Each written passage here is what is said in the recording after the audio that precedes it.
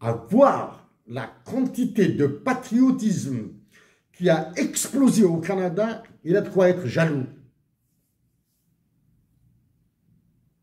La quantité de patriotisme qui a explosé au Canada. Et pourtant, le Canada a du blé. Hier, il a neigé. Aujourd'hui, il est en train de pleuvoir. Avec le sirop d'érable, les Canadiens peuvent manger du blé, du pain et du sirop d'érable.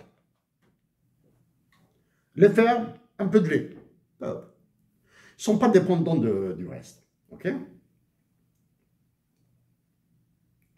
Le patriotisme aux États-Unis d'Amérique coule dans les veines de tous les Américains, nouveau-nés jusqu'aux plus vieux. Aux États-Unis, je l'ai vu. Ensuite, comparez ce que dit la présidente du Mexique et ce que disent les dirigeants du Canada à les dirigeants européens. Le meilleur, l'un des indicateurs les plus intéressants, c'est Emmanuel Macron. C'est de voir s'il va se la ramener avec la situation économique financière désastreuse de la France devant les États-Unis d'Amérique. Ce qui va se la ramener. Les États-Unis d'Amérique et Donald Trump sont en train de conduire une révolution. L'ONU va exploser, je l'ai déjà dit. Premier signe d'explosion, c'est les forces militaires allemandes qui ont pointé à la frontière de l'Ukraine. Alors que l'article 103 et l'article 57 de la Charte des Nations Unies interdit à l'Allemagne de faire intervenir son armée à l'extérieur, en même titre que celle du Japon. Tout ce que font les États-Unis d'Amérique est accueilli par une soumission intégrale de l'Organisation mondiale du commerce. Okay? Maintenant, je vais aborder un autre problème. Problème qu'il y a. Très lourd là. C'est complexe. C'est ainsi.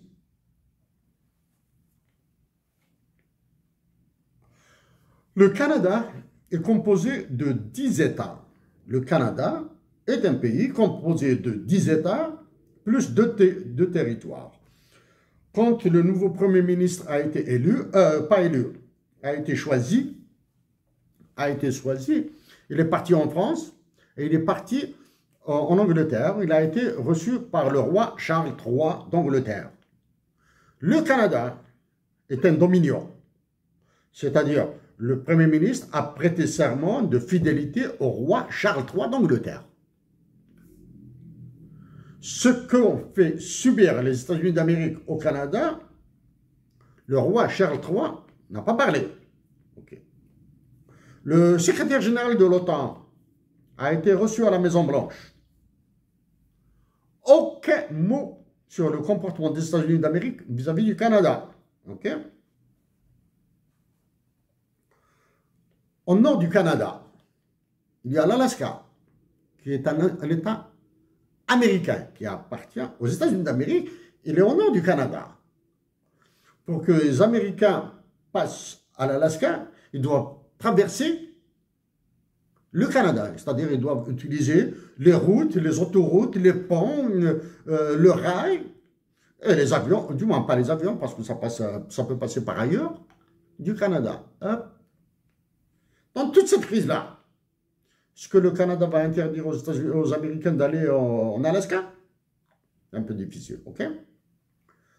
Les États-Unis d'Amérique sont les boss, les patrons de l'OTAN et du NORAD.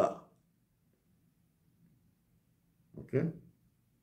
North American Aerospace Defense. Ok?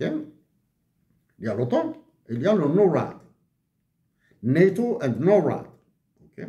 Tout ça, c'est contrôlé par les Américains. Okay. Donc, je répète. Donc, le Premier ministre du Canada est parti en Angleterre sans avoir eu la protection, la bénédiction du roi du Canada, le roi Charles III d'Angleterre, du Royaume-Uni et des pays du Commonwealth. Okay? Le secrétaire général de l'OTAN n'a rien dit pour protéger le Canada face à Donald Trump à la Maison-Blanche. D'accord? Qu'est-ce qui pourrait se produire après? Il y aura des voix qui monteront pour demander à ce que le Canada devienne intégralement indépendant du Royaume-Uni. Il va se détacher. C'est-à-dire, nous allons passer probablement à l'élection d'un président du Canada. Avoir le président du Canada ne va pas prêter allégeance au roi Charles III ou bien au futur roi d'Angleterre ou la future reine d'Angleterre. Okay? Ça, c'est une possibilité à venir. Je reviens, pas encore maintenant. Le Canada est formé de 10 États. C'est possible de parler du dollar de l'Est canadien, du dollar de l'Ouest canadien. Ça fait longtemps depuis que j'en ai parlé. Hein. Donc, il y a 10 États. C'est-à-dire chaque État a son Premier ministre, a son Assemblée, a sa police, a ses règles de douane. OK? Ses règles de douane. Le Canada est une zone, ces États forment une zone de libre-échange. C'est une zone de libre-échange avec monnaie commune, le dollar canadien. D'accord? Zone de libre-échange. Quel est le problème? C'est que le Canada, en tant que zone de libre-échange, constituée de 10 États, 10 États, hein, rapidement comme ça, hein, Colombie-Britannique, l'Alberta, Saskatchewan, l'Ontario, le Québec,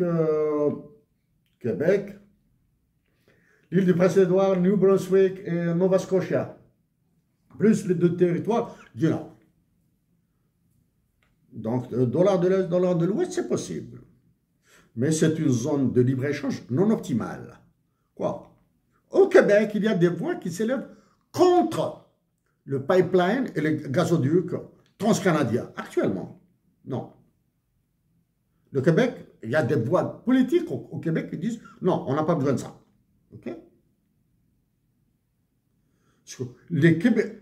Les provinces sont libres de fixer les tarifs douaniers qu'ils veulent. Excepté probablement dans certains. La zone de libre-échange continentale, zone de libre-échange continentale africaine. Est-ce qu'elle peut être aussi performante que la zone de libre-échange canadienne? Pan-canadienne, à travers tout le Canada. Si vous ne me répondez pas oui, je vous tire chapeau. Si vous me dites non, je serai d'accord avec vous. OK?